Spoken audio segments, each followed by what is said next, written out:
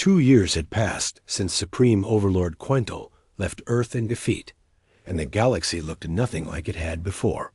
Captain Pete Johnson stood on the observation deck of the new Terran embassy, looking out at the bustling spaceport of what had once been the Confederation capital world. Ships from dozens of different species came and went in peaceful trade, but these weren't the uniform vessels of the old Confederation fleet. These ships showed the individual character of their builders, painted in bright colors and decorated, with symbols that meant something to their crews. The Galactic Confederation was gone. In its place had risen something the galaxy had never seen before, a loose alliance of independent worlds that chose to work together rather than being forced to submit. "Ambassador Johnson," came a familiar voice behind him. He turned to see Ambassador Veltar approaching, but the alien diplomat looked very different now. His blue shimmer was brighter, more alive somehow, where before he had moved with the careful precision of someone following rules. Now there was something that might have been called spring in his step. "Veltar." Johnson smiled and offered his hand in the human greeting the alien had learned to appreciate. "How are the negotiations going?" "Better than expected," Veltar replied, his large black eyes showing what Johnson had learned to recognize as satisfaction. "The former mining worlds of the Nexali system have agreed to join the Free Trade Coalition. They're eager to control their own resources for the first time in 3 centuries. Johnson nodded. The Free Trade Coalition was one of dozens of new alliances that had formed after the Confederation's collapse. Unlike the old system, membership was voluntary and could be ended at any time. No species was required to give up their military or surrender their independence. "Any word from the Theta Centauri Alliance?" Johnson asked. "They've successfully established their own government and are requesting diplomatic relations with Earth. Apparently, they want to learn more about something they call the human method." "The human method?" Johnson smiled at that.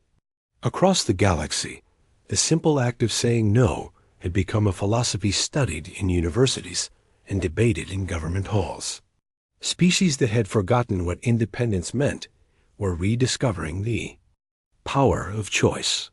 "Speaking of Earth," Veltar continued, "I have a message from my homeworld. The Zephyrian Council would like to invite President Rodriguez to visit us as an honored guest. We want to show him what we've built since we left the Confederation." Johnson felt a surge of pride. The Zephyrians had been among the first to declare independence after witnessing humanity's resistance. Their homeworld, which had been turned into a Confederation administrative center, was now free to develop its own culture again. "I'll pass along the invitation," Johnson promised. "I'm sure he'd be honored to visit." Back on Earth, Admiral Jake Martinez walked through the shipyards orbiting Luna, inspecting the latest additions to Earth's fleet. The ships were still small compared to the massive vessels the aliens could build, but they were human ships, built by human hands according to human designs. They bore names like U.E.'s Independence, U.E.'s Liberty, and U.E.'s Sovereignty, reflecting the values they were built to protect. "Admiral," called Colonel Amy Foster as she approached with a data pad, "we've received another request for military advisors. The Kepler Syndicate wants help organizing their defense forces along human principles." Jake took the pad and reviewed the request. It was one of many they'd received in recent months. Former Confederation species were eager to learn how Earth had organized its military to resist overwhelming force. The irony wasn't lost on him that humanity was becoming famous throughout the galaxy for the wars they hadn't fought. "Approve it," he decided, "but make sure our people understand they're advisors only. These species need to learn to defend themselves, not depend on us." "Yes, sir." There's also a message from Dr. Lisa Harper. She says the Xenocultural Exchange Program is ready to begin. Jake smiled at that news. Dr. Harper had proposed something revolutionary, a program where humans would live on alien worlds and aliens would live on Earth, not as conquerors or subjects, but as friends learning from each other. It was the kind of idea that could only exist in a galaxy where species chose their own relationships. Meanwhile, on the former Confederation capital world, Dr. Carl Wright finished his latest research paper in his temporary office at the Galactic Institute for Free Cultures. The institute had been established in the ruins of the old Confederation Government Center, dedicated to studying and preserving the unique traditions of every species in the galaxy. His current paper was titled The Ripple Effect: How One Species Changed Galactic History, and it was already being translated into 47 different languages. The paper examined how humanity's refusal had not just freed the galaxy from Confederation control, but had fundamentally changed how species related to each other. Dr. Wright called his research assistant a young Nexuli who had chosen to study human psychology. We've received responses to your survey from 18 different worlds. The results are remarkable. Wright looked over the data with growing amazement. The survey had asked former Confederation species about their happiness levels before and after independence. Without exception, every species reported higher satisfaction with their lives, even though many faced new challenges and uncertainties. Prefer the struggle of freedom to the comfort of chains, Wright murmured, making notes for his next paper. In the Rose Garden of the White House, President Sam Rodriguez hosted a reception for the ambassadors of 43 different alien species. It was a sight that would have been impossible to imagine 3 years ago. Dozens of different life forms gathered peacefully on Earth's soil, not as conquerors or subjects, but as equals. Dr. Maya Phillips approached the president with her latest report. Sir, the final analysis of galactic political structures is complete. The old Confederation system has been completely replaced by voluntary associations. There are now over 200 independent governments, where there used to be one central authority. Any problems with the transition? Rodriguez asked. Some conflicts, as expected, but nothing like the galaxy-wide wars that Quintal predicted. Most species seem more interested in building than fighting. They've had enough of being controlled. Rodriguez nodded and looked out at the gathering of alien diplomats. Near the fountain, he could see Ambassador Veltar deep in conversation with representatives from 3 different species, apparently negotiating some kind of trade agreement. By the rose bushes, a group of former military officers from various worlds were sharing stories and laughing at jokes that transcended species barriers.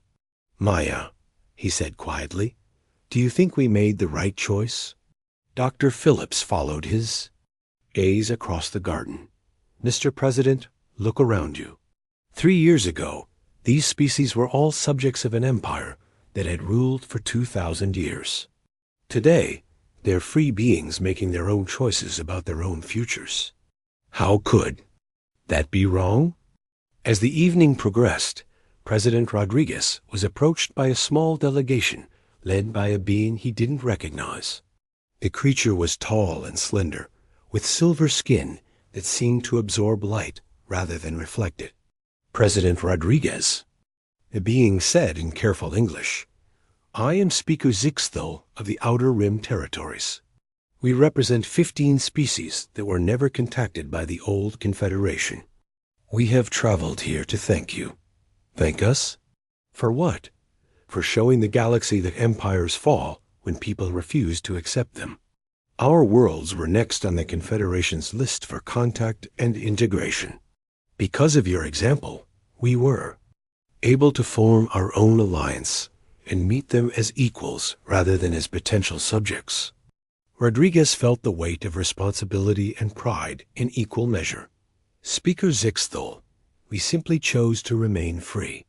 We had no idea our choice would affect anyone else. The alien's silver features shifted in what might have been a smile. That is what makes it so powerful. You didn't refuse them to send a message or start a revolution. You refused them because it was right. That authenticity gave others the courage to follow your example. As the reception wound down and the alien, Ambassadors prepared to return to their ships. Rodriguez reflected on the journey that had brought them all to this point. Humanity had said no to the most powerful empire in galactic history, not because they wanted to rule or conquer, but because they wanted to remain human. The result had been the liberation of hundreds of worlds and billions of beings who had forgotten what freedom meant. In space above Earth, the various alien vessels prepared to depart for their home systems. Unlike the uniform fleet that had first arrived 3 years ago, these ships were as different as the species that built them. Some were elegant and flowing, others angular and practical. Still others seemed to be more art than spacecraft. They all shared one thing in common. They were free ships, crewed by free beings, traveling between free worlds in a galaxy that had rediscovered the power of choice. And at the center of it all, a small blue planet continued to orbit its star, home to the species that had changed everything simply by saying no. 6 months had passed since humanity's first refusal, and the galaxy was starting to change in ways the Confederation had never seen before. Chancellor Morith of the Inner Circle sat in his command chamber aboard the massive station that served as the government center for 1,000 worlds. The reports coming in from across Confederation space were all saying the same impossible thing. Member species were asking questions. The Nexali Republic has submitted formal complaints about their mining agreements, reported his aide, a nervous creature with too many eyes. They claim the terms they agreed to 300 years ago were unfair. Morith's tentacles writhed in agitation. The Nexali had been model citizens for centuries. They had never questioned anything before. What sparked this sudden concern for fairness? He asked, though he already knew the answer.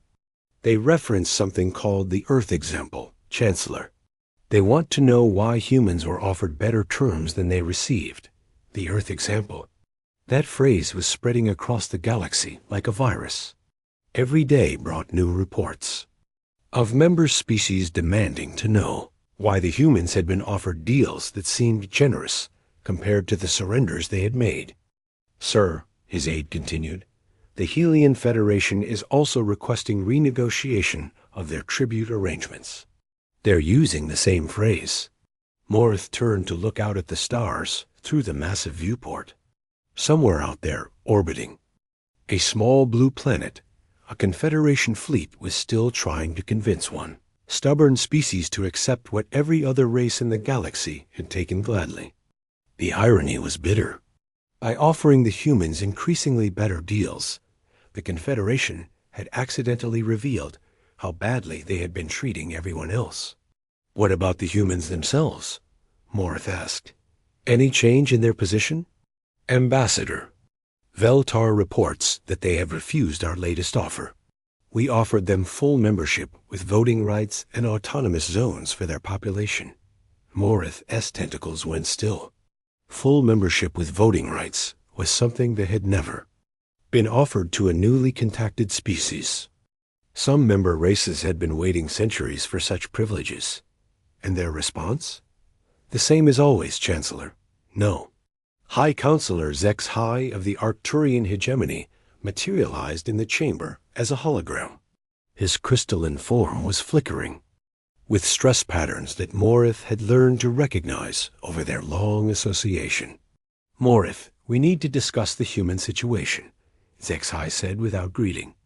My intelligence network reports that 17 different species have begun forming discussion groups about independence. They're sharing information about human resistance and comparing their own membership terms. This was worse than Morith had feared. How widespread is this movement? It's not organized yet, but it's growing. The Theta Centauri Alliance has stopped paying tribute pending renegotiation. The Kepler Syndicate has expelled our oversight. Officers from their industrial worlds. Morith felt something he hadn't experienced in 800 years of rule. Genuine fear. The Confederation had maintained order through the simple principle that resistance was impossible. Every species that had ever been contacted had eventually submitted. The idea that an alternative existed had never occurred to the member worlds. We need to resolve the human situation immediately, he decided. Send word to Supreme Overlord Quintal. Tell him we require his personal intervention. Meanwhile, on Earth, President Sam Rodriguez sat in the Oval Office reviewing intelligence reports that painted a picture of growing chaos in alien space. The information came from intercepted communications that Lieutenant Kate Davis had been gathering from her position aboard the stealth ship U.E. Shadow. Mr. President, said Dr. Maya Phillips, his science advisor, our xenopsychology team has completed their analysis of alien behavior patterns. Their conclusion is remarkable. Rodriguez looked up from the reports. Maya was one of the most brilliant scientists on Earth, and she rarely used words like remarkable lightly. What did they find? The Confederation appears to operate on a principle of voluntary submission. Every species they've contacted has chosen to join them rather than face conquest. They don't actually know how to handle sustained resistance. Rodriguez leaned back in his chair. You're saying they've never had to fight? A war? Not exactly. They've fought wars, but only against species that were already members. Internal conflicts over resources or territory. They've never encountered a species that simply refused to join and stuck to that refusal. This explained a lot about the aliens' behavior. Their increasingly desperate offers, their obvious confusion at each rejection, their apparent inability to simply attack Earth despite having overwhelming military superiority. Sir, Maya continued, there's something else. Our analysis of intercepted communications suggests that other alien species are beginning to question their own membership. Some are even talking about independence. Rodriguez felt a chill of responsibility. By refusing to surrender, humanity hadn't just chosen its own path. They had accidentally started a galactic revolution. What's our military status? He asked. Admiral Cole reports that our defensive preparations are complete. We can't match their firepower, but we can make any invasion extremely costly. More. Importantly, General Parker believes that any attack on Earth would prove to other species that Confederation membership is actually conquest. The President nodded. That was the real weapon humanity possessed, moral authority. Every species in the galaxy was watching to see what would happen to the people who said no. 2 weeks later, something happened that no one had expected. Ambassador Veltar requested another meeting, but this time he came alone. No delegation, no other species, just one very tired-looking alien diplomat. Captain Pete Johnson met him in the same conference room where humanity had delivered its first refusal. Veltar looked different now. His shimmer was dim, and his large black eyes seemed haunted. Captain Johnson, Veltar began, I come to you not as an official representative of the Confederation, but as someone who needs to understand. Why do you continue to refuse us? Johnson studied the alien carefully. There was something different in his voice, something almost desperate. Because we choose freedom, Johnson replied simply. But what is freedom compared to peace? What is independence compared to prosperity? We offer your people lives free from want, from fear, from death itself. At the cost of our souls, Johnson said quietly. Veltar was silent for a long moment. I have been a diplomat for 400 of your years, he finally said. I have negotiated the peaceful integration of 63 different species. Every one of them saw the wisdom of joining us. Everyone chose prosperity over struggle. And were they happy with that choice? The question seemed to surprise Veltar. Happy? They were content. Their needs were met. Their conflicts ended. What more could they want? The right to make their own mistakes, Johnson said. The right to succeed or fail on their own terms. The right to be human. Veltar's shimmer flickered. Your resistance is causing chaos across the galaxy. Member species are questioning agreements that have stood for centuries. Some are even talking of rebellion. Good. Johnson said, and his voice carried no apology. Good? Veltar's voice rose. Do you understand what you've done? The Confederation has maintained peace for 2,000 years. If it falls, there will be war across 100 systems. Johnson leaned forward. Ambassador, let me ask you something.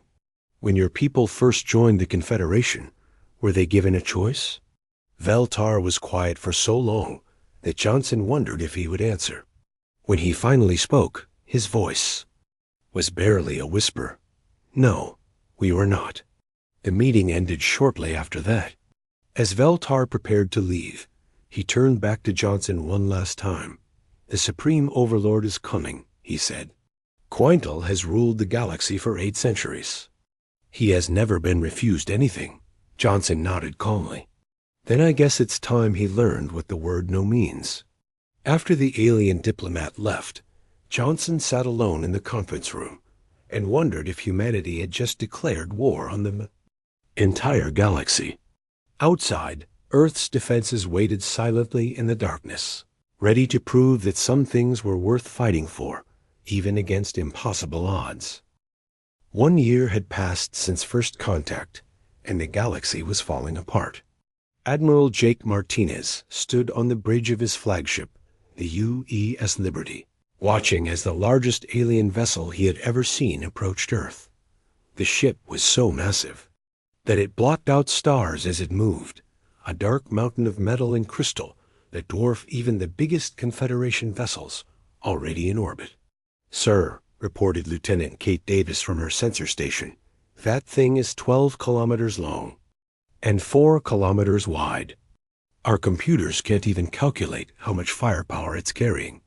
Jake nodded grimly. Supreme Overlord Quintal had finally come to Earth personally.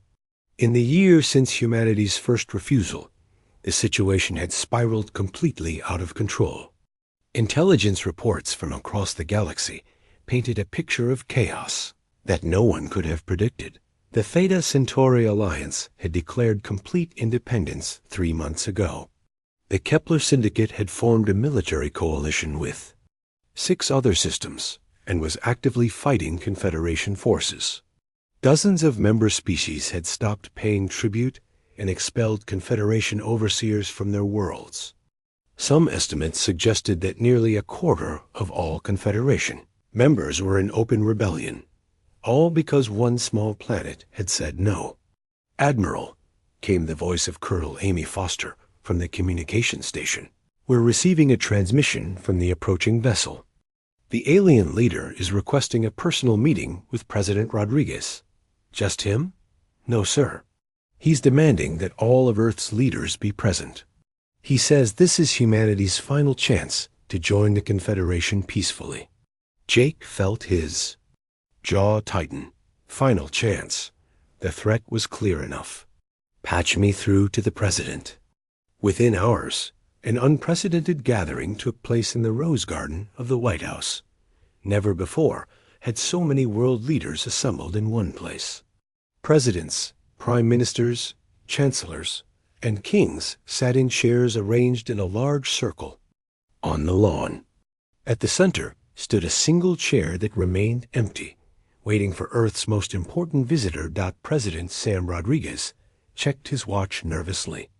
Dr. Maya Phillips sat beside him, her tablet ready to record every word of what might be humanity's most important conversation. Around the garden, the most powerful people on Earth waited in tense silence. The air above the empty chair began to shimmer and distort. Slowly, a figure materialized that made several world leaders gasp in shock. Supreme Overlord Quintal was unlike any alien they had encountered before. He stood nearly 3 meters tall, his body composed of what looked like living crystal that shifted and flowed like water. Energy crackled around him in patterns that hurt to look at directly. When he spoke, his voice seemed to come from everywhere at once. Leaders of Earth, Quintal began, and his words carried a weight that pressed down on everyone present. I am Supreme Overlord Quintal, ruler of the Galactic Confederation. For 800 years, I have guided our civilization to prosperity and peace. I have come here personally to end this unfortunate misunderstanding." President Rodriguez stood up slowly. He was a small man compared to the alien ruler, but his voice was steady when he spoke. "Supreme Overlord, we are honored by your presence. However, if you've come to offer us membership in your confederation, I'm afraid our position hasn't changed." The energy around Quental flared brighter. "You misunderstand the gravity of your situation. Your refusal has caused chaos across the galaxy. Member species that have been content for centuries are suddenly questioning agreements that brought them peace and prosperity." "Maybe they should question those agreements," said the Prime Minister of India, surprising everyone, including herself. Quintal turned his attention to her, and she felt the full weight of his presence. "Do you comprehend what you have unleashed? Wars are breaking out across 17 systems. Trade routes that have been stable for millennia are collapsing. The careful balance that has maintained galactic peace is crumbling." Dr. Maya Phillips leaned forward. "Supreme Overlord, may I ask you something? When you first established the Confederation, was it through conquest or voluntary membership?" The question hung in the air like a challenge. Quintal's crystalline form shifted and pulsed with different colors. For a moment, the garden was completely silent except for the sound of wind through the trees. "The early days of the Confederation were different," Quintal finally said. "Species were more warlike then. Some required more persuasion than others." "Persuasion," repeated President Rodriguez quietly. "Is that what you call it?" "We brought peace to a chaotic galaxy." Quintal's voice rose, causing several people to flinch. "We ended wars that had raged for thousands of years. We eliminated poverty, disease, and suffering across 100 worlds." "By eliminating choice?" said the Chancellor of Germany. Quintal spun to face her, energy crackling around his form. "Choice? What good is choice when it leads to conflict and death? What value is freedom when it results in chaos and suffering?" President Rodriguez stepped forward, placing himself between the alien ruler and the other world leaders. "Supreme Overlord, we appreciate everything the Confederation has accomplished, but we cannot accept membership under the terms you've offered." "Then let me offer you something that has never been extended to any species in galactic history." Quintal's form began to change, growing taller and more imposing. "Full partnership. Not membership, but co-leadership of the Confederation itself. Humans would rule alongside me, helping to guide the destiny of 1,000 worlds." The offer was staggering. Several world leaders looked at each other with expressions of shock and temptation.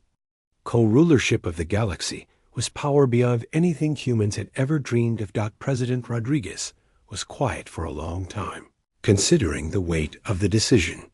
Everyone in the garden held their breath, waiting for his response. Finally, he looked up at the towering alien figure. "We're honored by your offer, Supreme Overlord. Truly honored, but we must decline." The effect was immediate and dramatic. The energy around Quintal flared so brightly that people had to shield their eyes. When it dimmed, the alien ruler seemed somehow diminished, as if part of his power had drained away. "You refuse partnership itself?" His voice was barely a whisper. "You would rather face destruction than accept what I offer?" "We would rather face the unknown than surrender what we are," Rodriguez replied. For the first time in 8 centuries, Quintal experienced something he had forgotten existed: helplessness. The realization hit him like a physical blow. All of his power, all of his technology, all of his military might was useless against a species that simply would not be moved. "Do you understand what you have done?" he asked, and now his voice carried a note of something that might have been fear. "You have shown every species in the galaxy that the Confederation can be refused. You have proven that our power comes not from our strength, but from their willingness to submit. "Yes," said Dr. Maya Phillips quietly.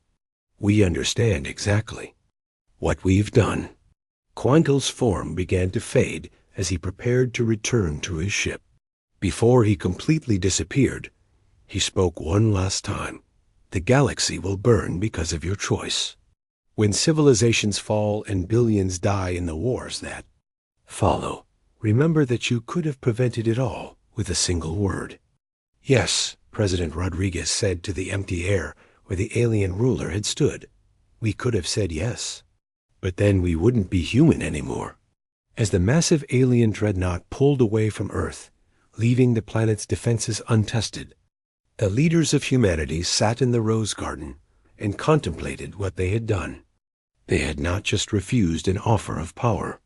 They had shattered an illusion that had kept the galaxy in chains for 2,000 years. The illusion that resistance was impossible. High above Earth, aboard his flagship, Quintel stared at the blue and white planet and finally understood something that no Confederation leader had ever grasped. True power could not be taken or given. It could only be earned through the respect of those who chose to follow. And for the first time in galactic history, a species had chosen not to follow at all. 3 weeks had passed since the meeting on the alien ship, and nothing had changed. The massive crystal vessels still floated near the moon like giant jewels in the darkness.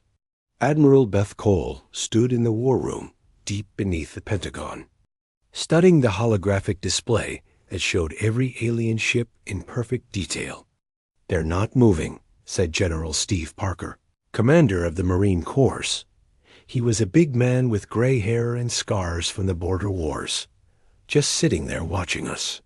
Colonel Amy Foster of Space Command adjusted the display to show energy readings.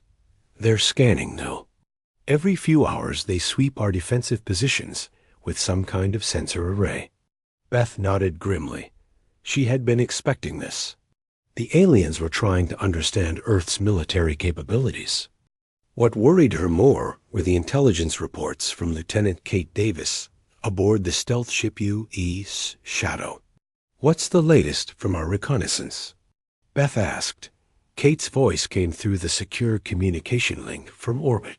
"Admiral, we're picking up a lot of chatter between the alien ships. The translation computer is having trouble with some of it, but the general tone seems to be confusion and frustration." "Frustrated aliens," muttered General Parker. "That's just what we need." Beth pulled up another display showing Earth's defense preparations.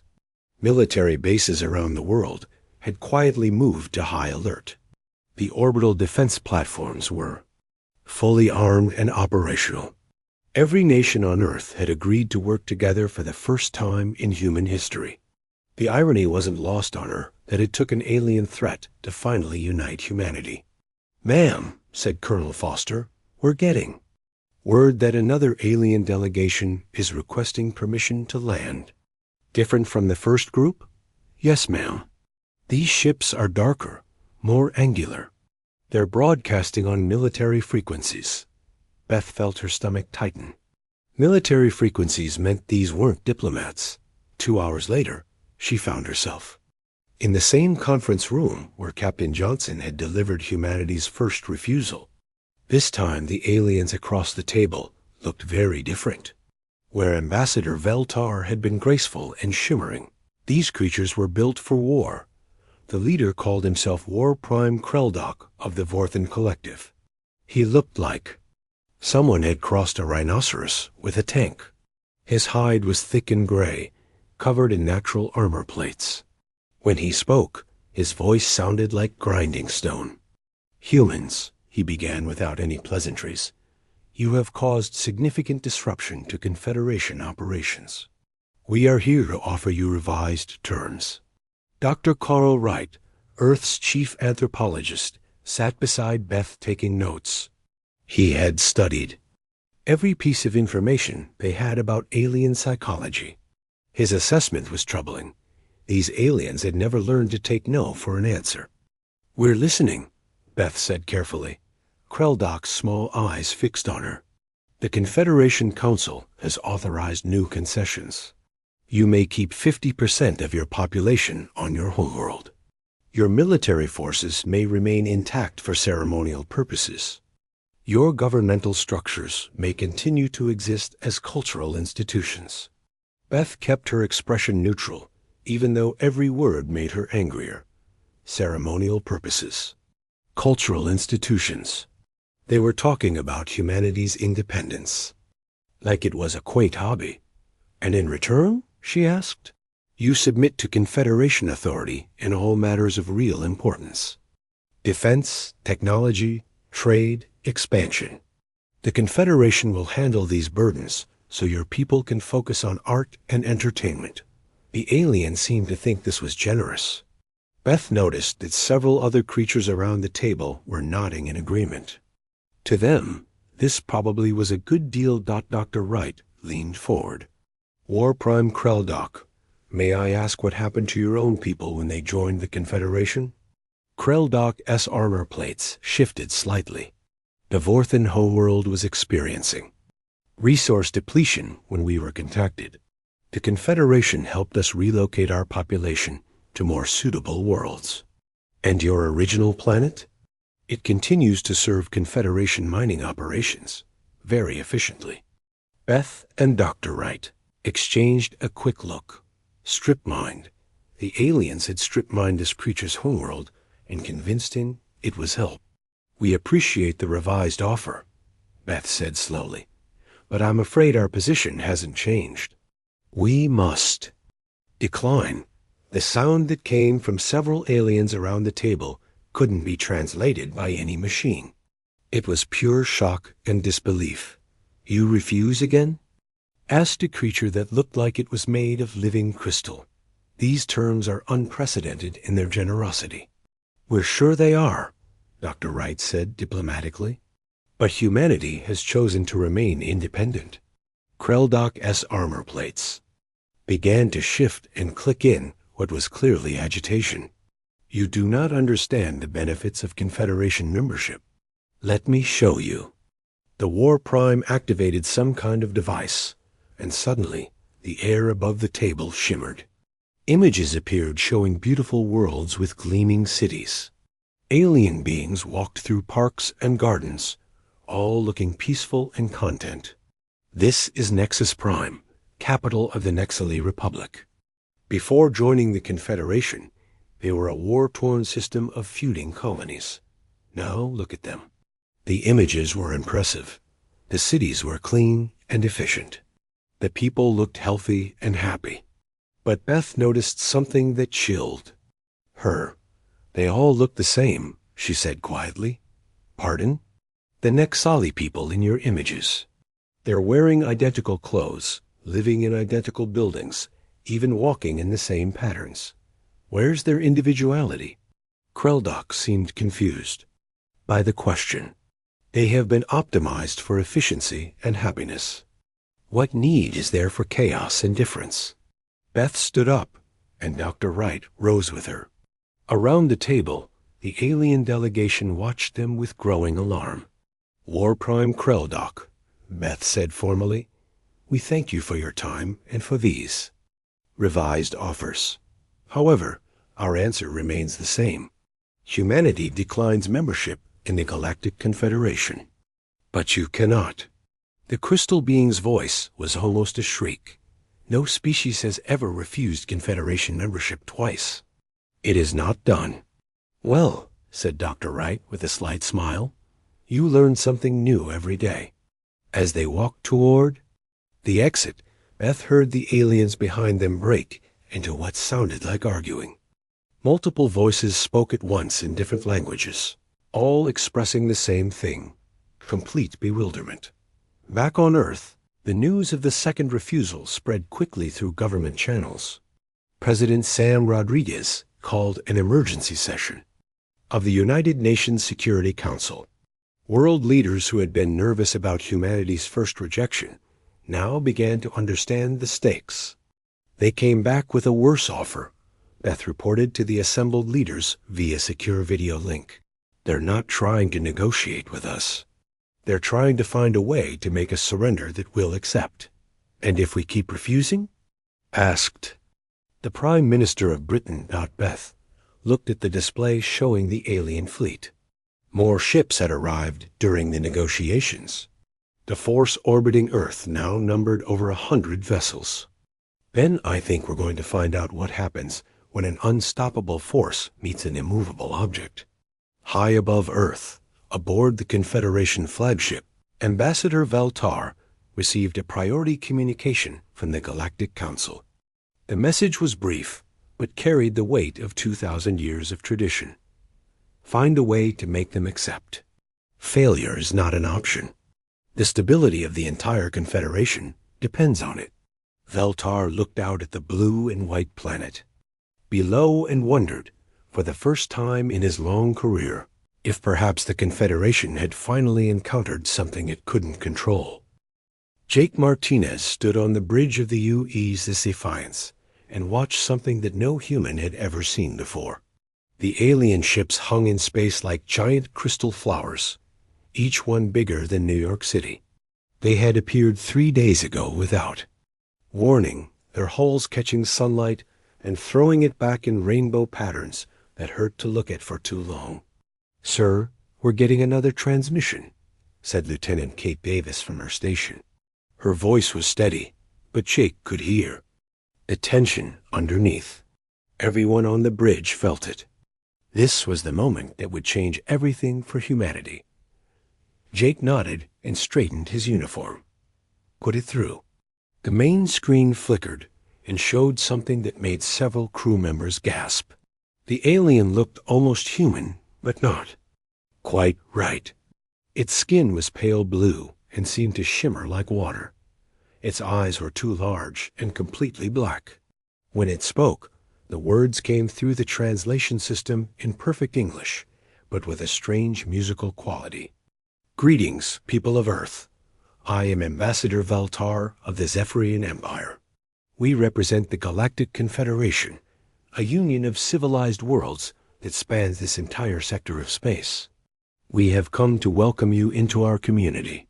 Jake had been expecting this moment for weeks. Ever since the alien fleet had arrived, Earth's leaders had been preparing for first contact. He was just a ship commander, but Admiral Beth Cole had made it clear that every human who spoke to the aliens carried the weight of their entire species. "This is Commander Martinez of the Earth Defense Force," Jake replied. "We acknowledge your presence and your message.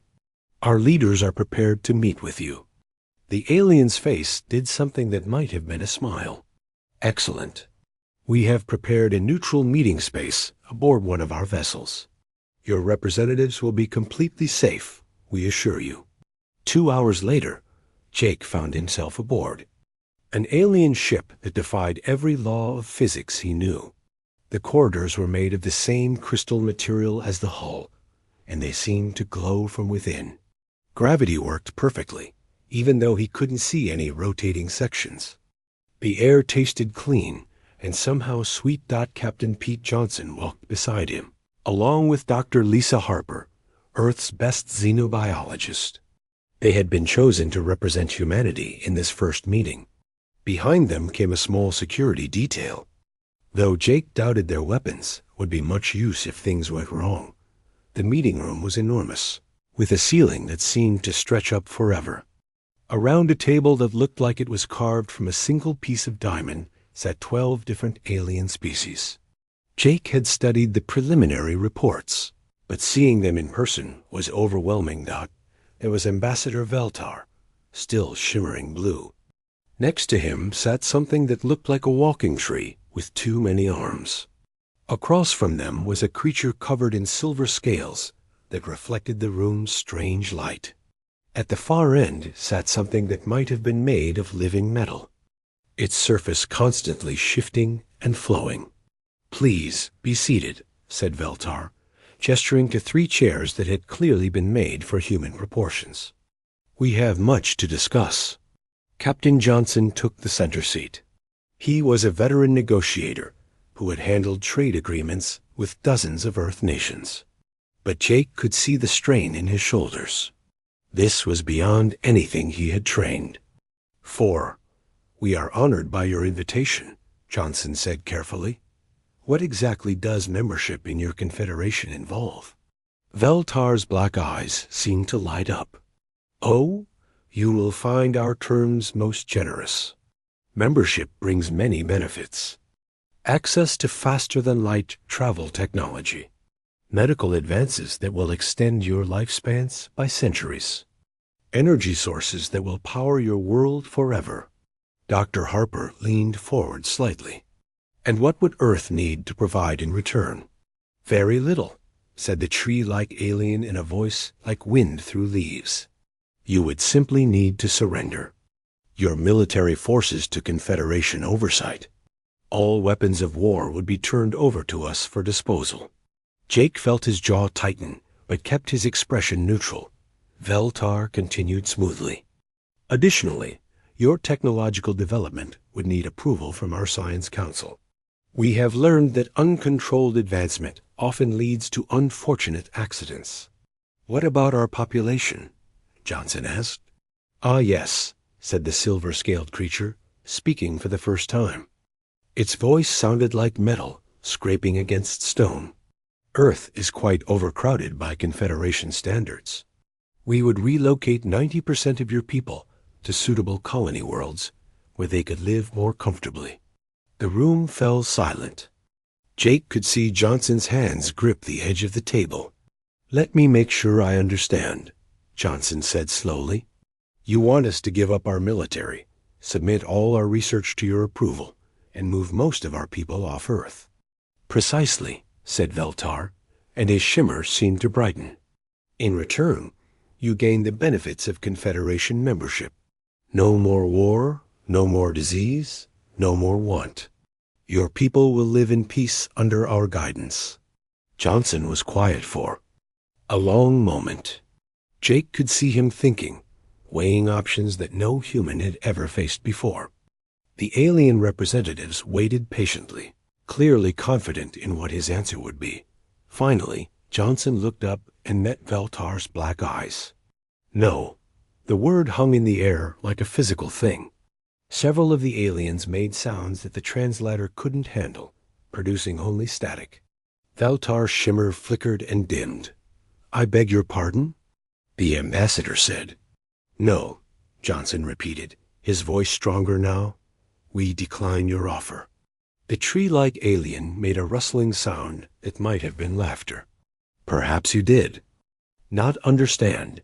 This is the offer of Confederation membership. It has never been refused. We understood perfectly, Johnson said, and our answer is no. Jake watched the aliens look at each other with expressions he couldn't read. Dr. Harper was taking notes on a small tablet, trying to record their reactions for later study. Veltar seemed to recover first. Perhaps there has been some confusion with the translation systems. Let me clarify the benefits once more. Extended lifespans, unlimited energy, travel to the stars, ... We heard you the first time, Johnson interrupted. The answer is still no. But why? Asked the metallic creature. At the end of the table, every species chooses to join. The benefits far outweigh any concerns about independence. Johnson stood up, and Jake and Dr. Harper rose with him. Because, Johnson said simply, we choose to remain free. The aliens stared at them in stunned silence as the three humans walked toward the door. Jake could feel their eyes on his back, could sense their confusion and disbelief. Behind them, he heard Veltar call out, We will extend this offer for a reasonable time. Surely once you consult with your leaders, you will reconsider. Johnson paused at the doorway and looked back. Our leaders sent us here with full authority to speak for Earth. The answer will not change. As they walked back through the crystal corridors toward their shuttle, Jake felt something he hadn't expected. Pride. For the first time in his life, he truly understood what it meant to be human. Behind them, in the meeting room, 12 alien species sat in shocked silence, trying to comprehend something that had never happened before in their long history of conquest. A species had said no,